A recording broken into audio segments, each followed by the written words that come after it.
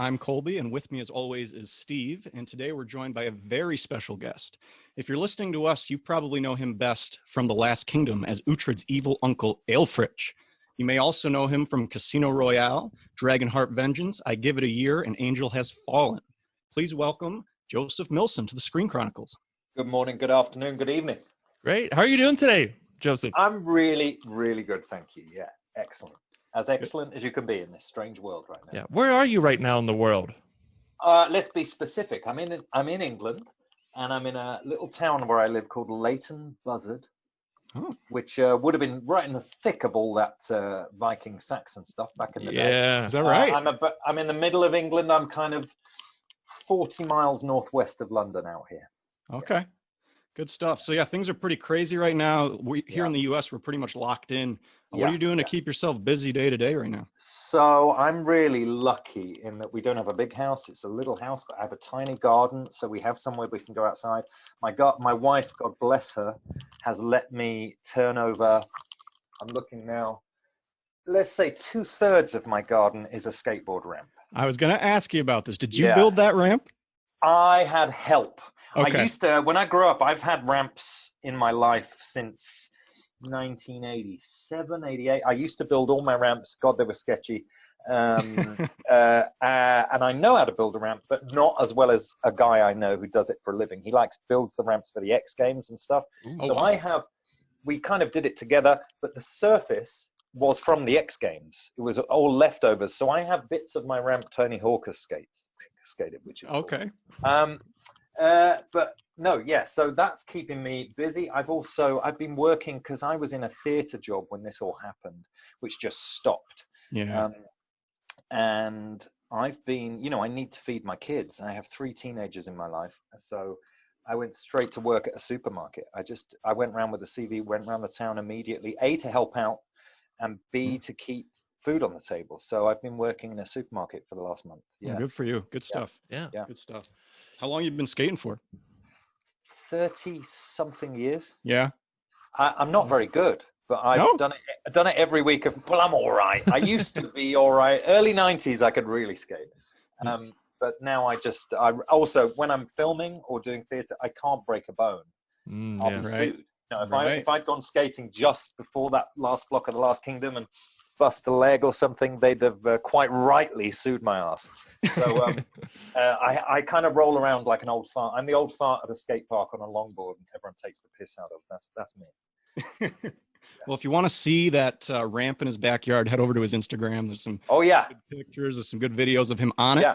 I'm on Instagram as one of my millpots. Yes, don't ask me why. Yeah. There is a Joseph Millson on Instagram, which is a very lovely lady who's a fan kind of thing, but she got my name before I did. Oh. Yeah. So when did you know you wanted to get into acting? Oh, blimey, let's keep this short because I always think I've got nothing to say about this. And then people have told me, Joe, you never shut up. So I was a late starter. I wasn't like a little kid who was into it. I was a naughty kid. I was into football first, then skateboarding. I didn't go to school much. In fact, I was expelled. I didn't finish school, didn't finish high school. I was a naughty boy. I was heading in a naughty direction, let's just say. And where I lived in the middle of nowhere in deep, dark Berkshire, I mean, it sounds like something out of Lord of the Rings. The villages I grew up in were Stanford Dingley. And then I moved to Upper Bucklebury. I mean, come on. These do sound like Harry Potter towns. Yeah, right. Yeah, and totally. The only places to work were a couple of pubs, but I grew up in a pub. I didn't want to work in a pub. There was, if you cycled 4 miles, there were a couple of shops. Weirdly, in a village a few miles the other way, it was a theatre, a professional theatre in the middle of nowhere. So from the age of about 12 or whatever, I had little gigs working there. Never crossed my mind to see a show. I'd clean the car park, clean the toilets, clean the actors' digs, work in the restaurant, never crossed my mind. But when I was about 17, I worked on a theatre show there and I got to know the actors. It was a really strange thing. And I'd done performing arts, mucking about, but I didn't even cross my mind you could do it for a living, literally. I never put 2 and 2 together. And some professional actors kind of adopted me. They said, look, we think you've actually got something. And they explained how it works, that there are these things called drama school.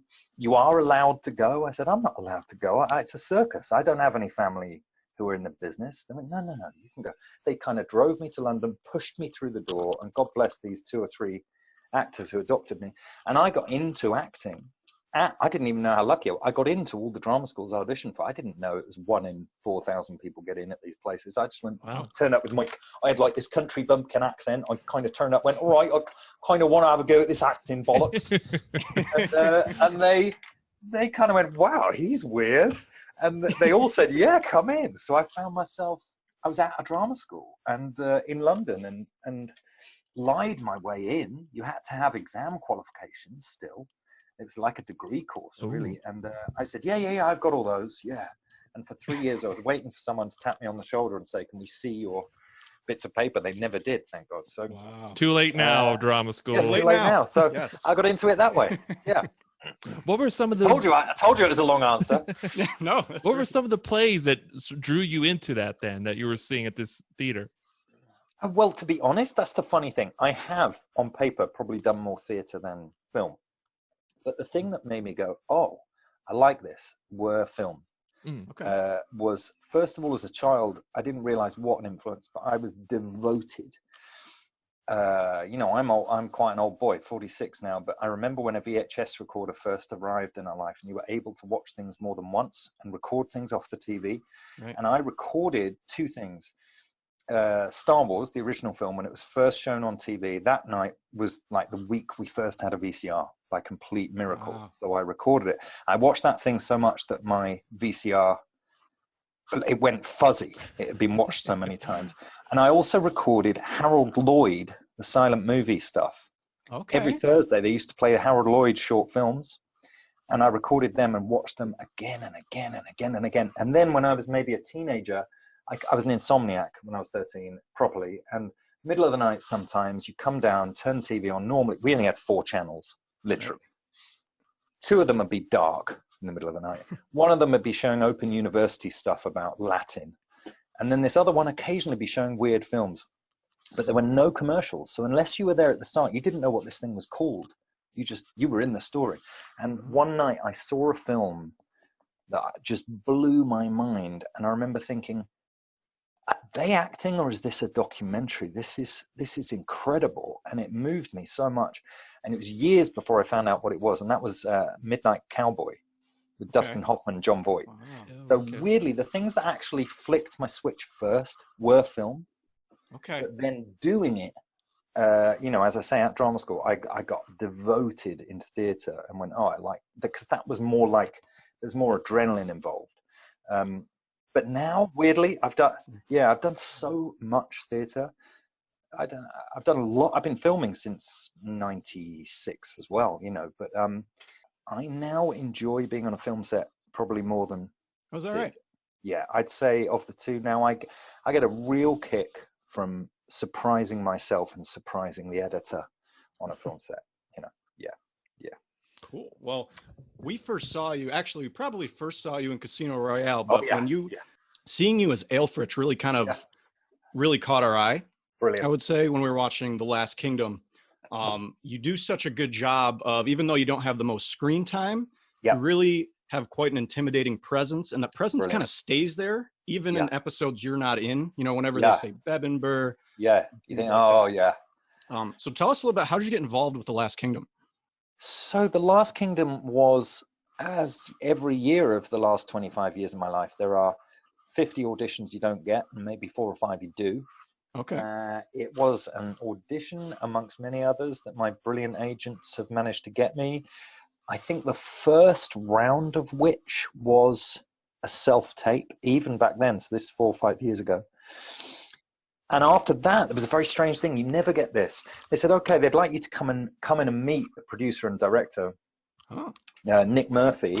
But Nick is sending notes before you come in. Now, this happens. I've lived in LA.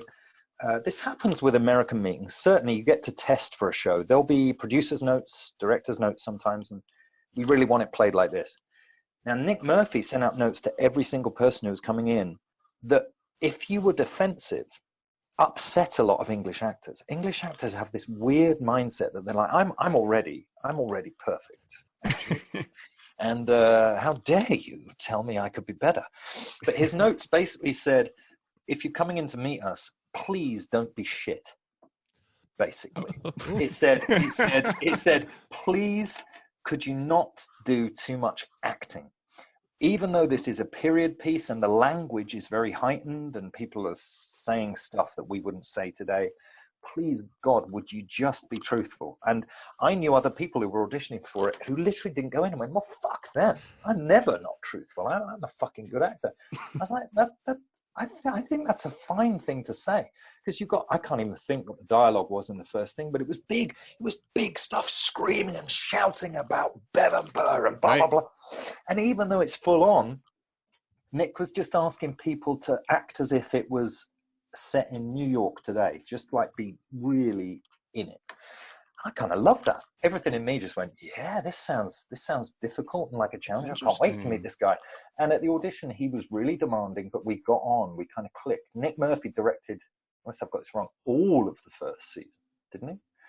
I mean, Nick Murphy, he and the first director of photography, they're very much team. Christ, what's his name? Oh my God, he did. Chaz Bain. Yep. They are a real team, and it was just a joy working with them, and we made each other laugh. And I'm far from being serious. Nick is one of the funniest men I've ever worked with. You know.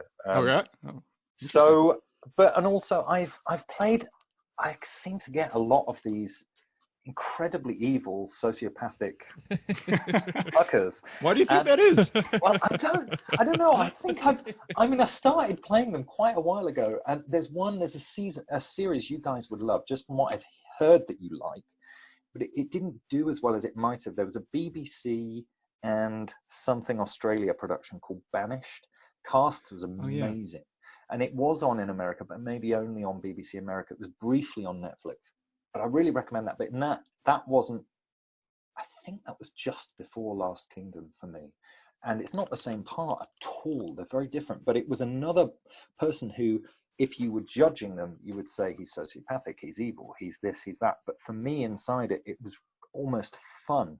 The character in Banished, he was like, even though everyone, it was about the first convict ships in Australia, and he was Judge Dredd. I mean, he was the law. He was a real man who really existed, and he was evil. He loved hanging people. But for him, he was just at a dinner party. You know, he was having a good time. And I always think with Ælfric, he felt to me like he was so I always have a little character notebook for everyone I play. Okay. And the characteristics I wrote down for him, it's not for me to judge him. If I start judging him and put evil or, anything that's a judgment, but his characteristics also truthfully are ambitious, intelligent. Yes. I think witty. He's just got, no one else gets his dark sense of humor. Like saying, if they're not loyal to you, hold a knife to their mother's throats. Yeah, absolutely. And he's really good at his job. Right now, he'd be a CEO of a huge company. We were talking about that on our last episode. Really? Yeah, about how you say to Aiden, you're like, this is why you'll never lead. And we were talking about like CEOs need to be able to lay people off and stuff. Yeah. So it's interesting. Yeah. So I always thought he was kind of, he thought he was doing the right thing in his own way, and that this boy you can't have a boy leading. And then after that, it just became like, this is how it felt to me. I don't know about anyone listening to this. If you ever get a mouth ulcer, they're really horrible. I get them occasionally. Oh yeah. But you cannot resist licking them, right? Mm-mm. Right. You know the worst thing you can do is keep fiddling with this thing, but you just worry it and fiddle with it all the time, and the pain is delicious. And I think that's what Uhtred Osbert was for him. It's like his ulcer that he just couldn't stop fiddling with, and he loved it. He'd love to have killed him more, but it was almost pleasurable. Yes. Cool. So, and I just had a ball. I love Budapest. Love that place. I could live there, and everyone was lovely. I was just always sad I didn't spend more time there on each. But I'd be there for, I think the longest I was there was 3 or 4 weeks once. But each season I did about 2, 3, 4 weeks. Okay. Yeah, except for season 3, which I was mentioned a couple of times, but I was gloriously absent from. I know. Yeah, so getting on that, we'll just get a big spoiler alert out of the way for everyone. Yeah, spoiler alert. So we can get on to it. But Joseph has only seen up to episode 3 though, so we're gonna keep it to that, everyone. Yes. Okay. That's your last episode though. Is we think, unless there's ghost work to be done, I know nothing. the Force Ghost comes back, yeah. But yeah, I doubt it your somehow. son, he shoots you in the eye, and brilliant. Ossian, we got on so well. Yeah. What a top guy, and he skates as well. So as soon as this thing's over, we're going to hook up and skate. Yeah, we'll send you a picture of us two skating. That'd be yes, brilliant. Please do. Absolutely. Yeah. So we're making a point not to read the books all the way because we want to see the show first. Too right. But we were a little bit disappointed because we were so excited to see Ælfric have some awesome, Uhtred, Ælfric moments, and when you die in episode 2, we were like, I mean, we were kind of, it was cool shock value, I guess. Yeah. But we were a little disappointed that we weren't going to see you again. Yeah. Well, I know. I mean, obviously, I didn't get to read those things till really like a week or 2 before we shot. And to be honest, because I wasn't involved in season 3, I knew they had to bring me back at some point, but I thought it might be really short. I had no idea what they had planned. I have only read the first 2 books, so I didn't even know what story-wise what the deal was. I thought, for all I know, I'll be there for 2 days. He's gonna come up behind me, slit my throat, and that's that. I don't know. So I was thrilled how much there was. Conversely, funnily enough, I was like, well, that's more than, maybe I'm an English pessimist, I thought it might be really short. And I was thrilled to get all that battle stuff to show he's not a coward. Yeah. That he is actually, he can back up what he says. He's not like some bullies who stand behind their men. And He's bully. leading his men. Yeah, he was like at the front of all those charges. I really like that. And I suppose that would have set people up to think, I think they like doing that a lot of shows, don't they? Where they go, oh, here we go. Look, he can really fight. This is going to be awesome. When they meet, this is going to be. That's and it what would I have was been. hoping for. Yeah. I mean, I suppose I was, but it would have been quite something. You could have had a massive sort of Star Wars kind of endless fight, But I like it when they surprise people myself. I mean, Ep 3, I have seen the other surprise at the start of Ep 3, the other death. I mean, holy shit, that was more of a surprise to me. Yeah. That was like, even though I know Ian really well and he's exhausted at being in Budapest half of every year and he quite wanted to come home, I still kind of thought, wow, that's going to surprise people, that you get one surprise and you tune back in and boom, there's another one. Yeah. I mean, even bigger, Amazing. So I'm not super upset that they did what they did with Ælfric. Yeah. Overall, it was a great moment. Yeah. But just like kind of missing a little bit of what could have been. What's it called? There's a word, isn't there, like sexually, when it's like when you coitus interruptus. That's what it is. That's it. That's what I was thinking. It's exactly. I think that's what Uhtred feels. He's there with the thing. He's I can't wait for whenever the moment's right. This is going to feel so good. What? Oh, I mean, I'm surprised. See, if I was directing TV, he would have got shot in the eye, and he would have gone, "Fuck's sake!" and he'd have still cut his head off. just for the feeling of it. That would have been great. God, that would have been great. Jesus. So, but you do a great job here in season 4, setting the tone early. So. Right. We didn't expect to see, like you said, we didn't expect to see Ælfric in battle. Not only in battle, but talking major shit in battle. Yeah. Awesome. But then also, I love that battle because he's like proper ferocious and then runs like a little girl back to the castle. It was amazing, which, by the way, was one of the toughest days shooting of my entire life. We filmed, and maybe people don't know, we filmed those exteriors at the real Bebbanburg Castle. Wow. I don't know that. 4 reels. I have a photo somewhere on my Instagram, maybe, of me sitting in a throne. And that was on my day off. And it is the throne of Bebbanburg Castle. Oh my God. In Bebbanburg. That's where we shot that beach thing, the beach at Bebbanburg, which they didn't have to do. That's how cool these producers are, actually. Let's have a little, that is the beach at Bebbanburg. So that was cool. But we were filming on sand. That armor on a hot day. Trying to do that stuff and to run on sand in weirdly fitting leather boots for 7 or 8 hours and then run up a hill. Oh my God. And then it was the next day that we did on another set, another location, the running back into the castle bit. Yeah, I Wow. couldn't walk for it. It was like the biggest CrossFit session the world's ever known. But I pulled a muscle or did something. I can't remember what I did, but I had a massive limp at the end of the beach day. I really hurt my leg. And that weirdly, no, that's right. That was actually my last day shooting. The last thing I shot was the opening battle. Okay. That was my last day on Last Kingdom. And I wrapped, stripped off to my underwear and jumped into the North Sea, which was ice cold. And I sat in there till my leg, and gave myself an ice bath in the North Sea as my wrap. And someone bought me a bottle of beer. Wow. There you go. Yeah. Tell us a little bit about what it was like filming that battle on the beach. Hey, it was brilliant. They're a great stunt team. They let me do right from the off, so long as you pass all the tests, as I'm sure other people have told you. We're quite experienced, a lot of us, I think. I think they do check that out, that you're not fit. If you say you can ride a horse, you actually can ride a horse. And I've been throwing swords around for 25 years. So, Oh, yeah? you know, I know what I'm doing, although I've done a lot of sword stuff on film, but a lot more in theatre, and it's different. It is different, you know. Like I remember I'd done so much theatre. I remember the first movie I had to throw a punch in was a great film that's on Amazon Prime now, even though it took like so many years to come out. It's me and Mackenzie Crook in this road movie. And I had, in a big bar fight, I had loads of people on me, and I had to throw a big punch. Now in theatre, when you throw a punch on stage, you do it very cleverly, so you disguise it, but you make a noise as you punch. Oh, yeah? You hit yourself.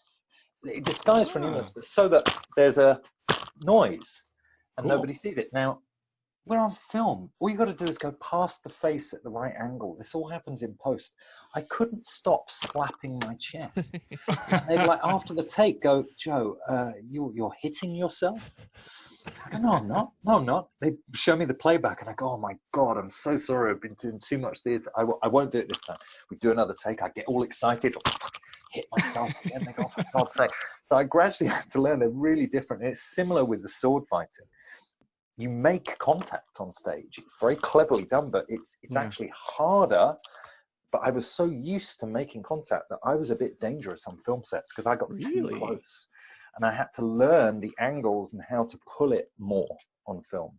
Or, you know, people are wearing stuff that you hit them here because they're padded. You don't, you know, anyway. So I now feel like I can do both. And funnily enough, I had a year, last year and the year before, I did so much that I ended up with, what's it called, the massive tendonitis. Because I played Spartacus, then I did Angel Has Fallen with a lot of guns. I did a film called All the Devil's Men, which was loads of heavy guns. And then I did Dragonheart Vengeance, sword.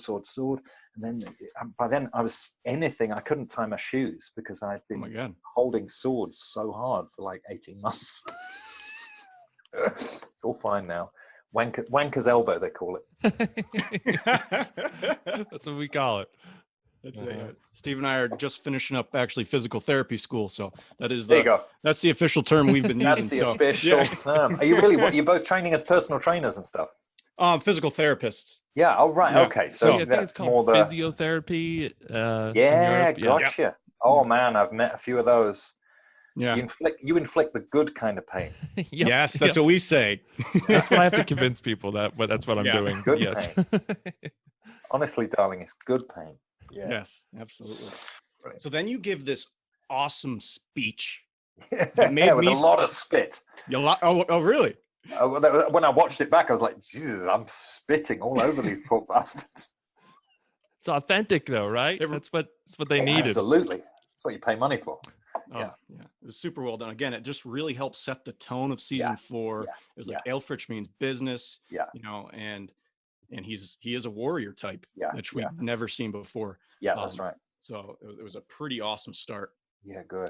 But then we see, you know, you meet your son again. He comes back, and then we get that scene that leads to your death. And we're very curious about how it was done when you got shot in the eye with an arrow. So could you tell us a little bit about how they did that? Yeah, I will. Firstly, I think the sun scene's really interesting. When I watched it, I was really pleased because that was a hard scene to shoot. It was Ossian's first scene. Okay. And he had all these ideas how he wanted to play it. that he'd sort of thought up in his bedroom, got there, and they went, no, we can't. So there was this weird atmosphere. He's brilliant. But the director went, oh, he wanted, it was a bit more Jack Sparrowish. It was a bit, Uh-huh. kind of went, can we just simplify it a little? And so there was that going on, but also I went, this is really hard for me because it almost sounds like emotion. Now, Ælfric has never shown that. He's saying, I thought you were lost. I thought it was my punishment. It almost sounds like he's got a heart.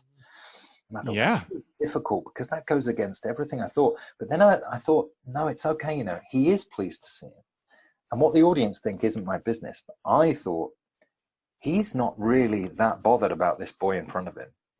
You can take or leave that. What he's thrilled about is these enormous Egyptian, Moroccan, huge dudes getting off the boat. That's what his eyes are lighting up with. Nothing to do with his son. Yeah. You can take or leave that, is how I thought that was much more fun. And I think that comes through. Yeah, I think that comes through. Yeah, Totally. kind of. Yeah, so that it's not, and even, I love that. Total sociopath. But then, how it happened, so we've done the spoiler alert. So the prosthetic teams obviously are amazing on this. Those were, some actors go, oh man, I've been doing a night shoot. You're like, have you? You're like, yeah. What time did you finish? Oh man, we didn't finish till like 2:00. You're like, yeah, that's not a night shoot. we were on real night shoots that week. So, you get picked up at 11:30 midnight. You hit set at 1 a.m. and you shot through till 8 a.m. For that week. They wanted pure black darkness. And so it was surreal. Your head's in a funny, fuzzy place anyway. And it was muddy and rainy. And I had this prosthetic. They worked it all out really well. But once we knew what we were doing, I wore this fitted very closely to my eye with... I can't even think how it attached. It was just glued. I think it was just glued.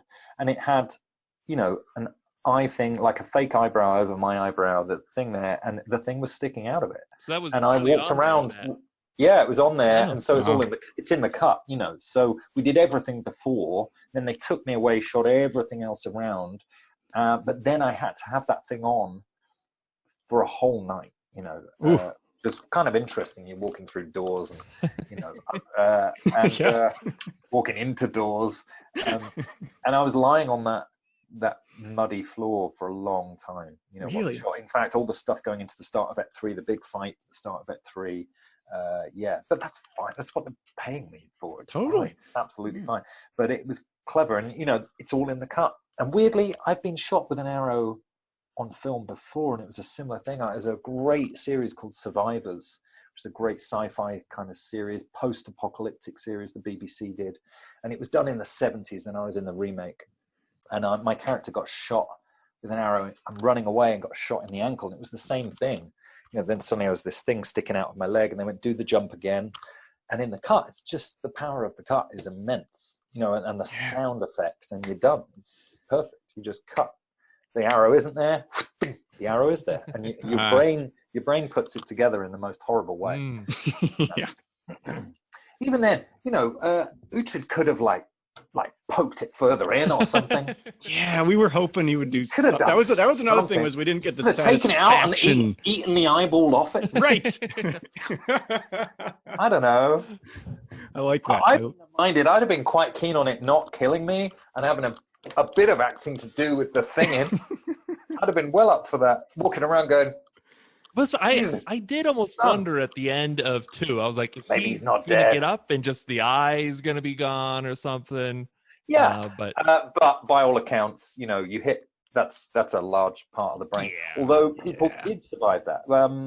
Hang on, this is weird. I want to say something strange, like Henry V of England, who's that great Shakespeare player. I played him last year, funnily enough. Oh. He was shot in the eye with an arrow and survived. Lived another 10 years. I think I've got that right. Somebody please correct us. There was a King of England who got shot in the eye and did really well afterwards. I can't remember who. I think it was Henry V. You could have had another 10 years and fought Uhtred then, right? Yeah. Totally. I just really thought, from the trailers looking out over the edge there when he's sailing towards you, I was like, oh man, here we go. This is the Nemesis series. Yes. But I mean, it was still cool though. I guess the shock from it. And I guess in the books too, something similar does happen. It's still not a big moment. And also, the books are loosely following history. So Bernard Cornwell never wanted to stretch too far. It's like he had a bit of elastic with every bit of truth, and if he took it too far, it snapped. So it still follows. And I'm guessing. But I was watching a history show on TV the other night about the Saxons, and it made me laugh because I love history, but I was a little ignorant about that period. But like before the 300s or whatever, they were the invaders. They hadn't long been there themselves. Saxons. There's us hanging around Bedinburgh like this is our birthright. We've been here. And they've only been there 3 or 4 generations themselves. Wow. It's like bullshit. They took it from the ancient Britons before them. There's a massive Saxon invasion. Well, that's interesting to think about too, because we always talk about how it's like in the Last Kingdom they kind of make you like the Vikings a lot with their personalities, and you're always thinking like, why are we rooting for the Vikings? They're coming into the Saxons' home where they've been there their whole lives, but now you're telling us, well, as I understand it, historically during the Viking Saxon shit, if you went furthest west part of England, there was a little bit past Wessex that was still Britannia, that was still the clans and people who were there before the Saxons. So actually there was a whole, there were 3 sets of people living there. It was all pretty mixed up, And we are, we're an island, so we have been raped and pillaged from the beginning. Yeah. There apparently was once, when they find like caveman's footprints, they are still trying to work out because obviously Britain broke away from the landmass that was whatever it was called, the Europe landmass, at some point became an island, and there were bipeds there, but like basically there were barely ever indigenous British people. It's one of the only places that didn't have them almost, because it was an island. So we've been raped and bounced on from the beginning.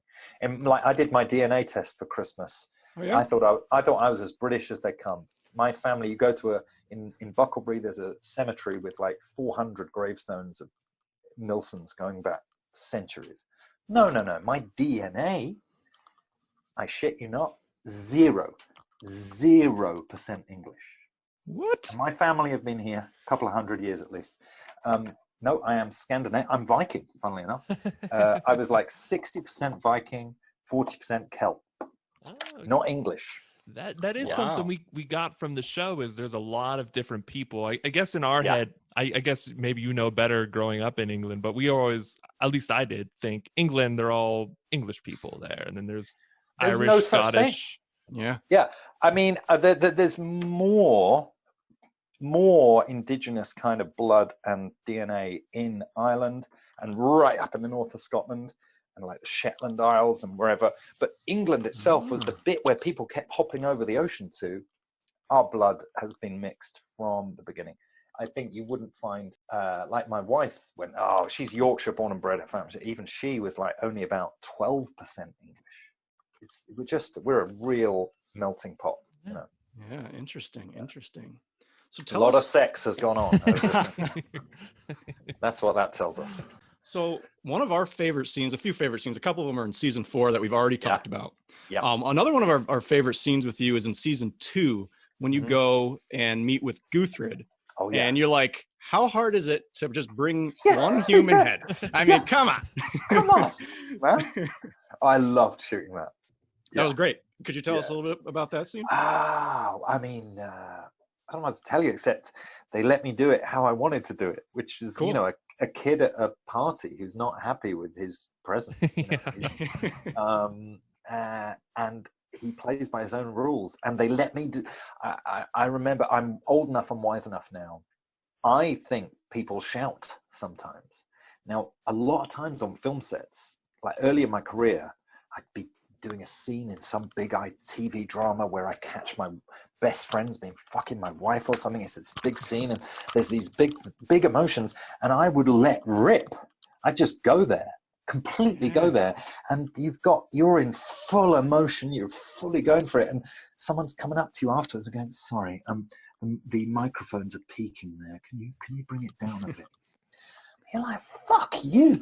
Do people tell Al Pacino to bring it down a bit for the microphones? Jesus, just because this is English television, what's the deal? And then I just got wise, and I stopped being such a complaining, moaning Minnie, and I went, hang on a minute. What do you want? You want to be able to do this how you feel you want to do it. Go and get to know the sound department every time. So with that, it's not big, but I go from speaking very quietly in that scene, as I remember, to, there's something about how many days we traveled or something, 6 days or something like this. And it's fucking loud. So before we even rehearsed, I said to the sound team, listen, there's a bit in this. It's going to come out of nowhere. I really want to fucking bellow. Can you be ready for it? Is that all right? And of course, if you just preempt people, they go, oh yeah, we'll keep our eyes on that. I said, don't put your headphones on during rehearsal because it'll, okay. So they watch the rehearsal without their, and then they know, okay, at that bit, we'll turn it down a bit. The peak on the, on the whatever, they're able to manage it. It's just, but it takes a bit of experience to learn this shit. And so I now know you can do what you want. You just have to understand other people's jobs. And sound have the worst deal. They are so often the last consideration. When you're in a rush and you've got to get something in the can, nobody seems to give a fuck about the sound department. They're like, hang on, we haven't actually stuck the mic up here, turn over, action. Fucking hell. They are, so I really feel for sound. Sure. And I try to talk to them. And also, like, if you want to overlap, talk over someone. A lot of times you see people getting told, sorry, can you watch the overlaps? And they're like, but this is what the script indicates, that I interrupt. And yeah, we'll do it in post. We'll make it seem like that, which is always tricky for the actor.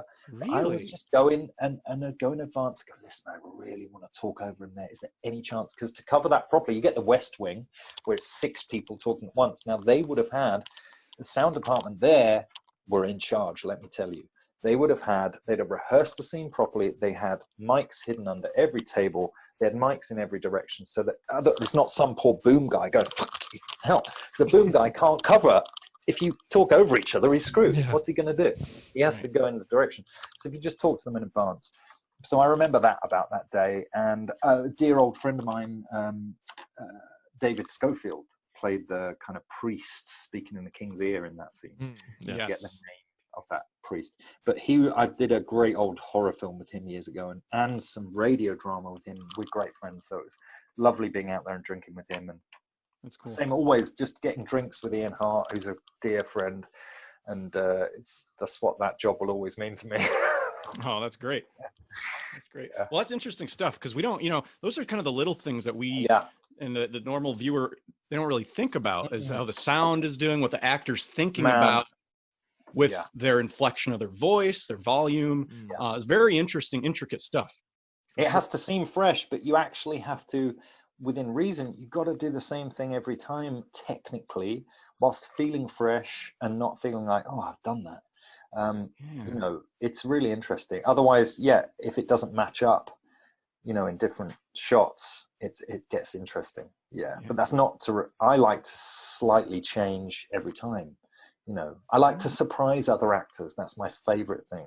Oh yeah? Yeah, especially I like it when it's their close up and I'm just standing next to the camera for them, feeding them their lines.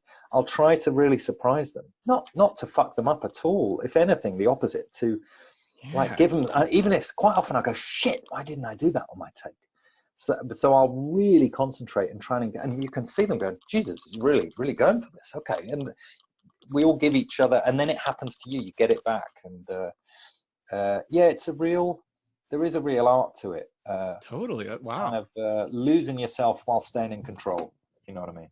Totally. Especially like fighting's a great example of that. You've got to look like you're going ape shit crazy bananas, whilst being careful not to chop a supporting artist's ear off. Because these swords are, even though they're not sharp, they would really hurt if they hit you. Oh yeah? Oh yeah. Interesting. Yeah.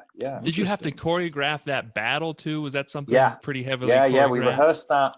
We rehearsed that for at least as long as we shot it. Oh, okay. Yeah. Interesting. What was your favorite thing to shoot while you were on The Last Kingdom? Or what was your favorite thing to do, or your favorite moment personally on there? Oh, wow, man. Aside from the great stuff off camera, in season 1, there was a great, very rarely on that did they use the first take.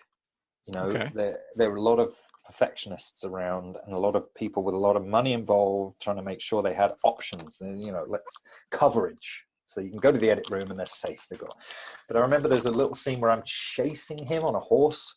They let me do most of the horse stuff, which I was surprised about. I got a good horse on that. I can ride a horse, but I need a good horse to make me look good. Gotcha. I got a good horse on that one. And there's a scene where I'm just looking around the woods and we've lost him, but there must be a trail. And I knew I'm not a great horseman. I can ride a horse. I wanted this horse I wanted it to be the equivalent of, like, if you're on a motorbike, you'd almost be doing those circles, you know, when you're like fucked off and you kind of like, you've got to be here somewhere. And on the first go, I went in, we were meant to walk in. I kind of trotted, nearly cantered in, handbrake turn on a horse and kind of went round and round, really fucked off, threw my line out and rode off. And Nick Murphy went, "That's it, moving on, done." and that was the one take we did of that, which was thrilling to me because I was nervous about the horse and it all just went fine. As opposed to a movie I did last year, Dragonheart Vengeance, which, let me tell you, is so much better than it should be. It is just a brilliant family movie, but I had a lot of horse work on that, and the horse was hell. It was hell. It wasn't their fault, but it was a really naughty horse. We had to make a virtue of it in the end. We had to make it like a character that this horse was an asshole, you know. Oh, really? Yeah. So you were there day 1, right? And then you were here in season 4. So tell us a little bit like the comparison of how like the production has changed from season 1 to season 4. So I wasn't there enough this season. And also I was there again at the start of season 4. So I don't know, you know, and it's, God, I don't know, it must be nearly 6 months they shoot. And it's interesting what fatigue does to a team and how it runs. I think they did a really good job when Nick Murphy and Chas Bain went away of keeping the look, you know. Moving on to other directors. The director of my block of season 4, Ed Bazalgette. Yes. Holy shit, man. He was fantastic. Yes, I thought those episodes were some of the best I've seen. I would agree. Right up there with Nick Murphy, and that is a high compliment. And he had some of the best, I think, in season 3. At the end of season 3, I think he directed a couple too, and they were excellent. That's right, he did. He might have done the last one. Yeah. So I think they've kept the standards up really well. I love Alexander Drummond's journey. If you watch it back, you can see him as an actor maturing before your very eyes as an actor. Yeah. The guy was never shit, let me tell you. He's great, and the camera always loved him. But as an actor, he is so much. He just gets more and more intelligent and responsive, and I love that. So. And he's playing a slow game. He's not trying to show you all his tricks at once. He knows he's got a whole season. So he can just be whatever he is in this scene and not worry about, I've got to look this, and this. There'll be another scene later on when I can look like that. So I'll just do this here. I love that. And David Dawson, who played Alfred, was a great friend of mine as well. He was in Banished with me in Australia, funnily. Gotcha. Okay. It's a great show. Got to watch Banished. Yeah, we'll definitely check that out. The cast's amazing. It's David Wenham, Ewan Bremner, Russell Tovey, Niana Buring. It's a superb cast. We'll check it out. Yeah. So I think they've done a good job. It seemed, interestingly, a little more gory. Yes, this we were talking season. about that. Yeah. Right. I just noticed. Now listen, I don't really know my stuff, but I feel like I know a bit. I think there was CGI blood in this season, whereas I could believe that. I do not know this. This is me as a punter watching. I felt there was CGI blood where it was mostly in-camera blood before. I think that's what they call it when it's done on the day with a thing or with a whatever, an actual blood spurt thing. I'm sure they had those as well. But I noticed when the soldiers at the gates of Edinburgh get killed, that it was kind of hitting the walls in a way that I've done enough horror films to go, okay, I think that's in post. And I felt like that's new. And there'll be literally some people who say that improves it and some who don't like it. Yeah. But who knows? That could be Netflix. That could be anything. I don't know. Yeah. I have no idea. It seemed different. Totally. I don't know if it's better or worse necessarily, but we definitely noticed it though. Yeah, I think it's probably great. I mean, why not? You know, Yeah. and why not? The people are dying. There's going to be blood, whether there's 10% more or 10% less. And they can't, you know, in the world we're in now, quite rightly, they're showing a little less booby. And for JJ, so let's up the blood. I think we could definitely tell though it was different. Yeah. You know, in our opinion, we didn't think it needed to change because we always thought The Last Kingdom was so good at making it look real. Real, very real. Anyway, you know, it seems to hurt, doesn't it, when people Yes. die in The Last Kingdom? There's no like, he's dead, like in Scooby-Doo. It's like, totally. that looks like it hurts. Totally. And I like that, yeah. But I think we could tell definitely the blood spurts and the, you know, here and there are definitely definitely different. Yeah. But Yeah. So tell us some things that you love about Ælfric. I just love his single-mindedness. I love his dark sense of humor that is for no one but himself. I love the way he abuses his little puppet. What's his little Aiden, man. Who is the most, I adore that man. Just brilliant actor and just amazing time working with him. And I just love that relationship, funnily enough. And you sense from season 2, you know, he's been there. So when did he arrive? He wasn't in the first episodes, but I feel like he was. Did he arrive in season 2? Season 2, probably. Yeah. I think so. But you sense all the time through season 3, he's just been like abused and just, he's had a horrible life. He's had his ear flicked permanently by Ælfric, and I really enjoy that. And I like the strange thing that I don't know if you noticed, and there's no reason why anyone would, but I've eaten food in almost every scene, which is always a great idea until you're like 9 takes in, and you know. But, and you're just he has bloated an appetite. But to me, that makes sense kind of artistically. He has an appetite. He has a hunger. And it's kind of, people are like that. He's never satisfied. So I don't think he ever feels sated. I don't think he'd feel sated if he found out Uhtred was dead. It'd be someone else. It's the Scots, it's whoever. So that worked. And I love that they let me do that because that was my idea. It didn't say in the script, he is eating yet again. That was always me.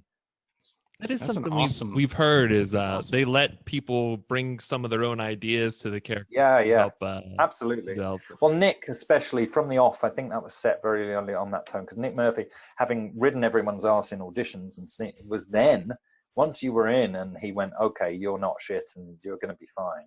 He was so open to people's ideas, you know, to the point where there were sometimes too many ideas and that can get interesting.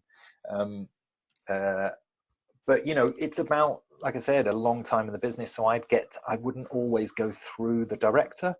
He's got a lot on his mind. I would go and find the props department and go, listen, guys, when we get to the rehearsal, before the rehearsal, because I know that it's a busy day, could you make sure there's some food over here that I can eat? And annoyingly, I'm vegetarian, so can it not be meat? You know, bread, cheese, whatever. And, all right. And then if you get there in advance, if it's there at rehearsal, it's all fine. If you don't do it at the rehearsal, then have the idea, and then on the take, the director go, hang on a minute, what's going on here? What are you doing? Whereas if you do it straight off the bat, you know, it's kind of fine. All the old ham tricks of the trade. Yeah. All right. So we heard some things though that were you liked about playing the character. Did you have any challenges as far as playing Ælfric then? No, it was just the good stuff, to be honest. No, I can't think of anything that didn't work out. He's well written enough that there wasn't like conflicts of people going, no, he should be like this, he should be like this. everyone went, oh yeah, that's how he is, and you seem to be doing it, so all is well. And I got on with everyone. Every department was decent. I wasn't there long enough to piss anyone off, so that's good. No, I can't think of many negatives. Awesome. That's good though. Yeah. You have some new stuff that's out, Dragonheart and Angels Fallen too. That's on Netflix too. Everyone that's checking Last Kingdom out, Netflix. Absolutely. See out there. Yeah, so there's that. I have to say, Dragonheart Vengeance is listen, I love all of them, so I think they'd know this is meant to be a compliment. It shouldn't be as good as it is. Somehow the 5th Dragonheart film, and I've seen them all now, I did my homework, just came out so well, and it's had a crazy amount of hits on Netflix, to the point where Universal are going, oh, maybe we'll make some more then. So I hope Helena Bonham Carter and I might be coming back for another one, because we're the shared Dragonheart, and it's just been brilliant. So that's great. So outside of The Last Kingdom, what has been one of your favorite projects to work on? Okay, I'm so lucky that I've done 50 jobs where I go, oh, it doesn't get better than this. So I'm going to pick randomly. Again, if anyone has Amazon Prime, there is a movie called Chameleon, or The Chameleon, which is a true story serial killer movie about 70s and 80s serial killer. They nicknamed the Chameleon, who killed an awful lot of people around Utah and Vegas. And I play him. So he's total split personality. I play 4 different people when I'm playing him, and this thing came out so well. I just think it's a great film, very underrated. It won a lot of film festivals, but didn't get a cinema release. But it is there on Amazon. So The Chameleon, I really recommend. What a great film! And I'm in a film that's coming out next year. Nominated for an award, right? For the Sydney. I was, yeah. There's something like the Sydney Film Festival or something. But there's a movie coming out next year, quite a big film, called Creation Stories, that I play a part in. That's going to be awesome. That's going to be great. Oh, we look forward to that. Yeah, and all the usual stuff. I'm doing a theatre thing when we get back to life. I'm in the West End doing a musical, of all things, doing Mary Poppins. Cool. Hopefully, from the end of the year, we'll be doing that again. Awesome. Yeah. And now, you said you're a Star Wars fan, correct? Yeah, I wouldn't call myself a fan, but the early films, New Hope and Empire, I know like the back of my teeth, back of my hand. Cool. But the new ones, but you've done some work in the Star Wars universe, right? Yeah, I've touched it. I played Darth something in a computer game or two. He's been in a couple of games, and also they redid it. So I went back only last year and revoiced a few things for him. I can't even remember his name. He's a Darth. Cool. Anyway, so yeah. So that was great. Just to even touch the universe at all was cool. Ravage? Yeah, that sounds right. Yeah. Cool. He looked good in the picture I saw. They always come out quite camp when I do. I voiced a few computer games, and somehow I get quite camp when I'm doing those. Oh, you want to pass? Oh, yeah. You want to go? Oh, no. I'm going to kill you. It gets quite strange, and I often end up playing a German. Don't ask me why. Oh, really? I've been in a lot of shoot 'em ups, and I end up playing the Germans who get shot. I don't know why. Yeah. Yeah. And I think you're involved in another game that's going to be coming out. Squadron 42, is that correct? Yeah, Squadron 42. Jesus, that's taken forever to come out. That was proper stop motion stuff. And also, there's a relaunch of a game that that was a big game in the 90s, and I am the main dude when it comes back, and I've just blanked on what it's called. That's terrible, isn't it? And it was quite a big game. They had like 4 versions of it, and it stopped in the mid-90s. Late 90s. Wait, no, I don't know where I'm going to look to get that. Anyway, there's another one that every sort of 5 months I have to go to France, of all places, and do a bit more stop motion, days recording the voice stuff, and then they go off. And it's one of these multi-world, it kind of endless. So the first edition of this new game is taking them 3 years to build. Holy moly. But in theory, I'm the main guy. They've mapped my face so well that I'm I don't have to be there. I'm kind of filming scenes now in someone's room in the studio in France, and I don't have to be there. I just voice it every now and then and do a little more every now and then. But in theory, at some point, this game will be out and it'll look a bit like me. I wish I could think. It's not Outlander. It's like, oh, it's a name. It's a one-word name. Isn't that shocking that I can't think what it's called? Do you have any specific goals then for the rest of your career as far as acting? Something you still want to achieve? I'm really lucky. I've done more than I ever thought I'd do. I've played all the fucking great Shakespeare stuff, Hamlet and Macbeth. I played Macbeth at the Globe Theatre. It had a worldwide cinema release. I was very lucky. But so really, there's not a massive tick list on stage. I want to do more filming, more movies. I've got the hang of it now, and I'm still full of enough energy to really do it. So I want to do more of that. But actually, I'm not just plugging this. I've found writing in the last few years. I know everyone's starting to write now, which fucking hell, it really makes sense now. It's something to do to keep you sane and keep the creative juices going. But I've been writing a book for 4 years that only 2 weeks ago, finally, after hundreds of rejections, because it's a tough world, I finally got a proper literary agent for this book. They went, okay, we can sell this. So it's really exciting. I signed a contract yesterday, and I have a book that's called Work. That's the title, Work, by Joseph Millson. It's funny, believe it or not. And that's coming out whenever it gets its home. It'll find a publisher at some point. So, and I might be writing the second one of those. So I've got that. That's starting to be. I'll never stop acting. I love it, but it's a very nice progression for another part of your brain that I don't have to wait to win a job to do. I can get my computer, sit in a cafe, and I can do that. So that's wonderful. And I love directing as well. I've directed theatre a lot. I've directed one terrible short film. I'd love to do more of that. But I'd be happy to act always, but more camera work. I'm getting tired on the stage. Can you tell us anything about your book? Yeah, well, what helps explain it really quickly is the titles it had. So to begin with, I was living in LA, out of work. My wife said, for God's sake, you've got to do something, get out of the house. And I've collected more disaster stories in my career than most people. And give me a drink and I'm really happy to tell them, and people fall down laughing or can't believe them, a lot of these stories. So, the first title of the book was, you got to write this shit down. And then it wasn't just a collection of anecdotes and things. It became, I didn't want to I'm not writing an autobiography. I'm not famous, so there's no childhood nonsense. It starts day one as a professional actor, and all of my jobs it's just the shit. The next title was the shit that sticks to the walls. So it's just what I remember without having to go looking for it, what stayed from each job. Some jobs get that much written down, and some get 4 pages and amazing stories that you'd never believe. And then the next one goes, this short film, cannot remember a thing about this. Think I was playing a remedial in a wheelchair, no idea.